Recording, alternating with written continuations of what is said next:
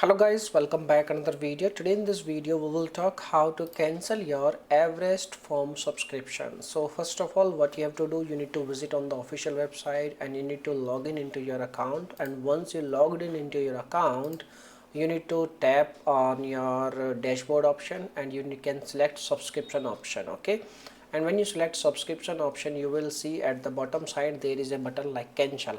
You need to select cancel button and then it will pop up a new window. On this window there is a note like if you there what are the main problems maybe you will face if you are going to cancel your subscription. There is a note, clear note.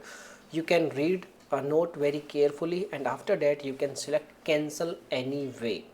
And if we talk about like you should cancel your subscription or not, so basically if you don't need this form anymore then you can cancel your subscription. Otherwise, as you know, this form is very important, you can keep it. Okay, so this is the thing. Now if you have any other questions you can make a comment, I will reply you very soon. And thanks for watching this video. Bye bye, take care, see you soon in the next video.